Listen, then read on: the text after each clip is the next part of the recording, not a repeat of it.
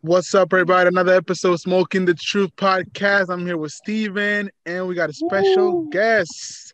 Tina Steven, Graham, yes, Tina Grant with us, man. It's a pleasure to have godmother of you. comedy. He was Oh, smoking the boy. truth. Yeah. How you feeling today, Tina? Miss Tina, Good. I'm good. Thanks for having me on the show. thank you for It was stopping It by. great. took a while, but I'm here. Hey, we had a little bump in the road, but we made it happen. So, It's all good. Absolutely. I'm glad to be here. yeah, it Thank was you for great. stopping by. Share a little more about yourself, Tina, for the people that don't just know you, like, where you come from, a little bit about your story, for the people that doesn't know you. I know you're very famous around And the you, you're states and the more you're world. more you're more into the background of things. I know you work behind the scenes a little bit. Producing. So Yeah, a I'm lot, a pretty much lot. behind the scenes. I don't like front, being in the front. I actually have stage fright. Oh, really? I'm Yeah. funnier behind the scenes anyway. Funny thing is, I had stage fright, but sometimes once you get up and start doing it, you get When used you to it. gotta get up there, you got to. Go ahead, share a little bit of a story for us. I'm one of those thank you, good night people. But well, I started for its comedy. I started in the '80s. I actually started out in entertainment in high school when I used to produce talent shows. I was in the ninth grade. And I grew up Okay. in the South in North Carolina. So it was a small school. I graduated with a class of 75 people. Wow. And it was the Great. country. So, the curriculum was like reading, writing, arithmetic, farming, and home economics. But I had the best of both worlds because my family lived in New Jersey. But I started doing talent shows, whatever I saw in New Jersey. I started Star Search and putting on the hits I thought I could do. I'm telling my age now. But putting on the hits back in the day is now lip sync battle. Okay. And Star Search is now American Idol. I grew up with that. So whatever I saw on TV, I thought I could do it at school. So I did it. I go to other schools. It was a country town, I go to other neighborhood schools and find talent. I know the town that you're in, It and actually Elizabeth helped is me pretty with cool. what I do now, find comedians. Mm. Yeah. And in the early 80s, when I moved to New Jersey, in 84 permanently, because my family lived up here. My mother, father, my siblings lived there. My great grandmother raised me. So she taught me the meaning of common sense instead of book learning, you know what I'm saying? But That's good. my mother owned a boutique, so she used to sell lingerie, swimwear, and wedding gowns. So I was like the spokesperson, so I had to put on that lingerie and swimwear. Started doing some modeling. Exactly. Yeah. Getting those Yeah. pictures. Some of the comedians be like, "Yo, I saw him." That's great. It wasn't me. It was a facsimile thing. So I started doing that, and then while I was doing that, I was managing a bar. I was working like 3 jobs. I started working at the World Trade Center. I was there for about 3 years. In the meantime, I'm still putting on shows and talent shows and fashion shows, and Right. so I started managing. Some of my family members and friends was in the streets in the '80s, and that's when they had that 3-strike thing going on. Oh yeah. And I tried to keep them off the streets, so I started a singing group. Because a lot of these people behind bars can sing better than people you see on just got record deals, to be honest with you. Yeah, it's So I crazy. found out they had some hidden talent from being in the talent show. And I put them together, and I had I was managing a bar that had a hall in the back. Mm-hmm. And one night I had a party, and a guy named Bob Sumner came in. Somebody else invited him, but he saw me. So I was the manager. He followed me to the back, and he sat there all night and was talking. But see, when I'm bartending, you just a drink. As a matter of fact, I remember his drink. It was rum and coke. So, That's my favorite. Right. That is my favorite. Right, so rum and coke was like, yeah, Hey. that's place called Yes. Terminal D. It's funny. I bartended for 6 years. I never drank in my life. Really? What? No, I grew up in the South. We bootleg a lot. Oh, okay. Yeah, it's a lot of that moonshine, right? And we had a lot of harpos too in our family. Okay. So, so I was kind of a juke joint Jezebel. But yeah. And I can dance real good too. So I went on the dance contest. Got a little Okay. hidden secret. Yeah. Okay. She got She's a woman of multiple talents. exactly. They hidden, trust me. But dancing, yeah, I kind of go in with that, but I don't show that part. What? Hey, you gotta have fun with something sometimes, you know. So I actually started managing a singing group, and I would put on shows with them, feature them. I met a lot of people behind the scenes. I started dating a record producer, and he was helping me out. And then Bob Sumner was introducing me to comedy. He said, "You can do this here," but I was already going to comedy clubs. I was going to the Uptown Comedy Club in Harlem, and they had a place in New Jersey called Terminal D. On Tuesday nights. This is 1988. I'm talking. And I'm like, comedy, and Terminal D was a strip club. But they were doing comedy. I was creeping on some creeping shit. And, excuse my French. It's all good. It's okay. They're doing comedy behind the strip club. I'm serious. I started going there on Tuesday, and I came back there. It was packed. I'm like, wow. A guy named Terry Hodges was hosting. But he used to hold Showtime at the Apollo, the amateur night. Right. And Bob came to my club and he said, you can do comedy here. Because I had a stage in the back, it was a hall. I was like, I don't know. I could barely get these people pay for drinks. More or less a comedy show, you know what I'm saying? So, comedy wasn't, for us back then, it was all about Eddie Murphy and Richard Pryor. Yeah. I only started watching Saturday Night Live because of Eddie Murphy. Why did you pick comedy though? Like why was that? Comedy kind of fell in my lap. It was easy. It was the easiest sell. And plus I love comedy. I grew up on Roland Martin laughing, Flip Wilson, anything comedy. Carol Burnett was my favorite comic back in the day. Roland Martin laughing is now Saturday Night Live, put it like that. But they had better skits back then because they had more money to play with. The skits. If you ever look up Roland Martin laughing, you'll see it better. I'm sure I've seen it. Yes, you see most of the stars that came from there, like Carol Burnett and Flip Wilson. All these guys came from Carol Burnett. He one of the guys that influenced you the most. Carol Burnett come from Roland Martin laughing. Yes. So, like, who influenced you the most that you think? For as comedy or back then or now? I would say overall, like, did somebody like inspire you at all? I guess when you were starting first, doing what you're doing. Yeah, I guess if we're in the comedy, sure. Who inspired me to do it the most was probably between Bob Sumner and the Brown Brothers at the Uptown Comedy Club. Okay. The Brown Brothers actually gave me my first. Bob introduced me to the Brown Brothers to get comedians, and they owned the Uptown Comedy Club in Harlem. Yeah. Okay. He said, you can come here, but I'm going to introduce you to Andre Brown. The Brown Brothers, he said. But he introduced me to Andre Brown.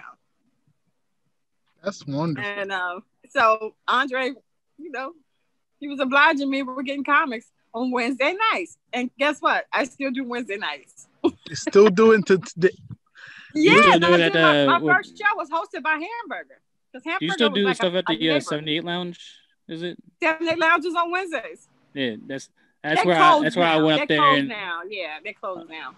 I had just started a new spot in Elizabeth right before COVID. And they closed it down. They closed, everything is closed around here. Yeah. I mean, they started to do the outside thing, and but it's not the same. So it's not the same. What do you enjoy most about comedy? Like, what really tickles you about it? Well, I had a lot of tragedy in my life, but laughter always was a healing process for me. When I'm laughing and enjoying jokes and stuff like that, I don't think about problems. Okay. For that one moment, it takes you to a different place. It's like a high. I feel you in that. Absolutely. You know what I mean? It's just you laughing with me. It's just that joyful feeling that you get inside that takes you out of your problem. Yeah. I really didn't have it that easy in North Carolina. I like that answer. But I had that. I watched Johnny Carson and down south. That was when they had free TV. That line would come through your TV at night. You couldn't get nothing but that line. And PBS. I would fall asleep with that line going through my TV. Everything comedy I would watch. Everything. And everything talent-wise I watch. Like right now I watch The Voice. I'll be back and forth with Dance with the Stars and American Idol. Everything. I watch it. I DVR and watch it later. Everything entertainment or people actually putting their dreams on stage, It was my dream to be able to actually put those shows on. It was almost like painting a picture for you. It It pretty, yeah, it did. It did. I mean, if I did it when I was 14, I could do it now. You know what I mean? And back then, my drive was like, I can do this. I can do this. I can do this here. No matter what they right said. Here, right school, now, my no school tomorrow. didn't get integrated until 1972. Facts. You So saw yourself. they made it hard for me to even actually do anything at that school, but I was determined. I was going to ask you. We don't have the money. I said, I'll raise the money. So I learned how to fundraise at an early age. Wow. Was that like difficult for you back then? Like, since it was like a man's world, a lot of comedies were a lot of men's. Was it hard to step in? Back then it wasn't about the man thing, it was more like a race thing. But when I got up here with comedy, it's a man thing because predominantly of the comedians are male. Mm-hmm. And I would say 10-1, to be honest with you. You know, I'm really glad to actually see that overturn where the gender equalities and things like that are starting to balance out in the world. Mm-hmm. Everything. Well, a lot of times the women feel the need to go too dirty to compete with the men when they don't have to. Just go up there and tell your truth. That's it. If you just tell your truth and say it in a funny way. You don't have to talk about sex and be dirty just because it looks bad. It looks worse on a woman than it does a man. That's in anything. They put women to a higher standard when it comes to sexuality and stuff like that. What you guys can get away with, we can't get away with that. Like the womanizing, we become a whore. We get too many men. These men can go from woman to woman and be like, oh, I want you more. No, you're making valid points right now, though. It's true, though. It is true. So we get held to a higher standard. So my thing is with the women, if you guys, every one of you guys up there male bash and talking about sex and all that kind of stuff, I only need but one of you guys. Damn. I feel you. If you get up there, you talk about your kids, family. I mean, turn into the female Kevin Hart. I mean, I like what Kevin Hart did. Yeah, I was going to mention that. Kevin Hart. About his uncle, even though he did a lot of cussing and all that, but he had stories. You know what I'm saying? And they clicked. Stories. I think that with the chest. You know what I'm saying? I think it's that hyperactive. That's stuff you can put on a t-shirt. I think it's that real hyperactive thing that sets him off, though. People recognize you by what you say. Exactly. You don't know how what's you say going it to become a slogan until you say it. That's why improv come in. If you can improv, you can write your own ticket because you make just about anything funny. You can walk into a room and get your material for that night. Read the room. In facts. Read the room. What you thought about Kevin Hart saying about his daughter being a hoe? Like, sorry for the language, but what do you thought about that? First of all, it's comedy. If somebody's taking that serious, they need to kill themselves. Period. True. Come on, I've heard worse. Come on, please. He's just putting the work out there. Yeah, I feel you. It was just a joke. People took it too seriously at the end of the day. I mean, when they started catching feelings about a joke, they need to stop. Come on, did y'all see The Living Color? Men on books. Yeah. I mean, so I feel like celebrities get held at a higher standard sometimes, and like when you screw it one time, it's just humor. Yeah, I know. But it's like when you screw it one time, they always try to bash you for it. And they need to stop bashing people for telling a joke. Period. That's what I did like about Dave Chappelle's last stand-up when he was in Atlanta. Oh yeah. Talking about gay people. And that's what the audience was gay people laughing because they knew it was a joke. Yeah. When you stop being able to laugh at yourself, you didn't stop because it wasn't like anybody was telling a lie about anything. So I agree with that 100%. I agree with that. Got another question for you. What show did you enjoy most producing? Yeah, you've been through a lot. So actually, a lot of shows.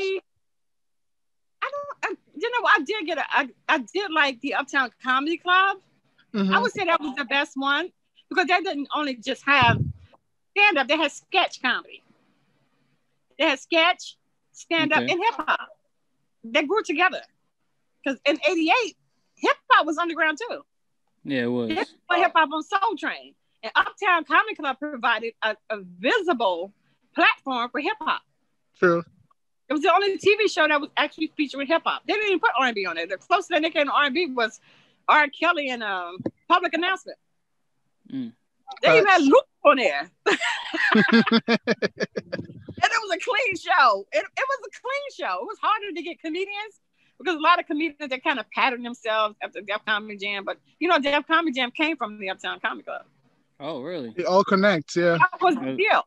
That's good. Bob Sumner got a job at Def Jam Records, and they found out he was moonlighting doing stand-up, and he knew the Brown Brothers.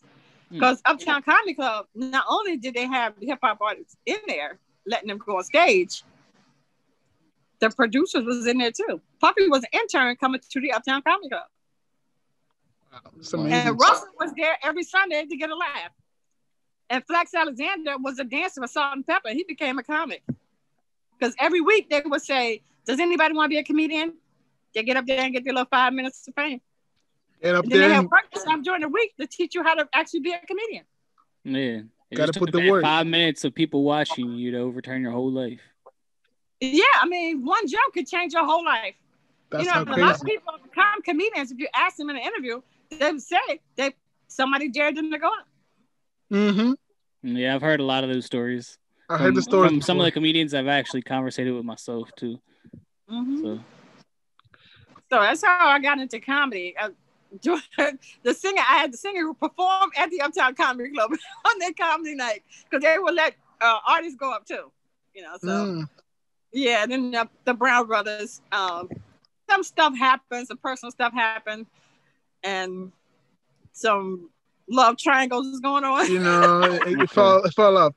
Do you have any projects coming up now during like COVID time, or how's that? How are you adapting to COVID? Actually, I had some projects in progress before this hit. I produced this show called Fashion Comedy Style. Okay. I changed it to Comics on the Catwalk. If you ever see Rip the Runway, I started that show pretty much first in comedy back in '95. You said Project Runway? No. Oh. But that's what you said, sorry. It was the one where the hip hop artists get on the runway. I can't remember. Rip the Runway. It was called Rip the Runway. Okay. But I started that same show in 1995 with the comedians. Wow. Andre Brown and Montero Ivy, he passed away. He was the host for the Uptown Comedy Club. He died. He produced a show called HBO Snaps, which is now Wildin' Out. Oh, I did a show everything HBO connects. HBO Snaps in 1994. Wow. It seemed like it was just like comedy started here and it's like grew into a big tree and started branching off everywhere, right? Yeah, and don't forget, that came from the Uptown Comedy Club because they had the battle on their show. Wow. And Montero Ivy was one of the hosts, and it became a conflict of interest. That's why it's not on HBO. I love Wild Now. But it came from HBO Snaps, and it came from the Uptown Comedy Club. Yeah, everything connects, man. It comes from the roots. Yeah, HBO, that was the battle. You had the battle on the Uptown Comedy Club. That's where Tracy Morgan, everybody came from. Yeah. Wow. Yeah, I've seen you've been with so many people throughout your history. Yeah, Kevin Hart. I'm sure it's a blessing to even meet half the people. Kevin Hart didn't start to '98. I've actually TK Kirkland brought me Mike Epps in '93. He had been doing comedy maybe a year. A lot of them started around '92 when the Uptown Comedy Club got more popular because people was coming from all over the country just to come to Uptown Comedy Club to get on stage. First time I met Dave Chappelle he was 18 years old. Jeez, okay. But I met him through Tony Woods. That's why he donated that award to Tony Woods. Because he's been following Tony Woods since we were like, 14 to 15 years old? Okay. But as soon as Dave got on the stage at Def Jam, they was ready to sign him. Like Barry Katz, all of them.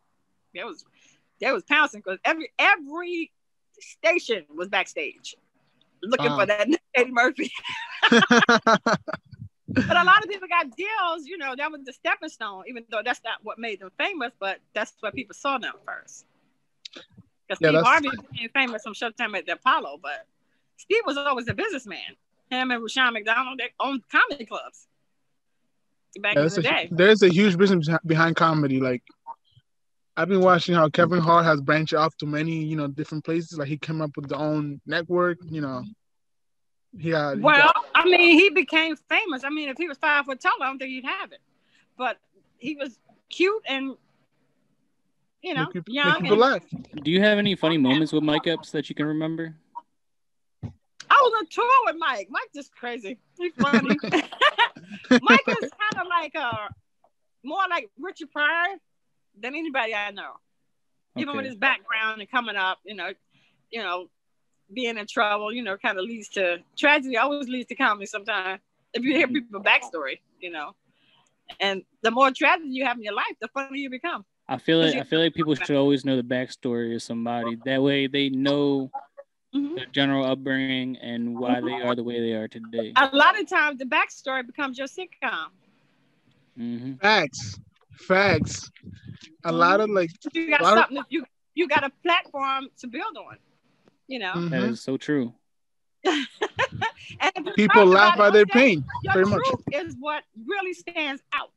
When you talk about the same thing everybody talking about, impressionists, I hear another Obama impression or Denzel. I'm not impressed. I'm impressed that you can actually sound like other people, but can you put that in a story? Can you make me want to remember it? Do you make me want to tell it to somebody else? If I'm laughing at your joke and it's funny, it's probably because I've heard it before and it's already funny. Sounds like a hook to I'm not asking you for your autograph or you telling somebody else's joke. And people know when people stand out because you go in the lobby like, yo, let me get your autograph. We're going to be next. Can I follow you? When the other person was just as funny, but with other people's shit. They're not asking for your autograph. Because they're up there before. You dropping some Jamsey on the show today. I'm just telling the truth. Comments be like, they call me Keep It Real. I keep it real. Hey. I can't do funny. Keep it 100, keep it real. Well, appreciate you for keeping it real. Telling how it is, People laugh at your pain. I noticed you that. Have to. You have to. I mean, that's the only solid ground to stand on is the truth. If you tell the truth and you tell it exactly how it happened and with conviction, people love that. The best comedy I've seen was some truth comedy when they're angry on stage. It's like, I've never seen that because they was angry about something when they got there. They just totally leave it on the stage. I was like, yo, they were like, I should have recorded that. They don't even remember. Yeah, they I definitely. tell comics to record their stuff all the time because a lot of times you can say stuff in improv that you totally forget when you get off stage. Just maybe from a heckler or something. You just off the top of your head say something and people fall out laughing. It's like, what did I say? I got to keep that.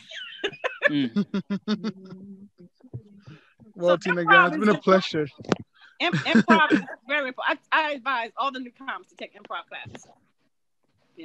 Because a lot of times it's a lot of stuff that's unsaid that other comics are not going to tell you because they want you to make it, but they don't want you to make it over them.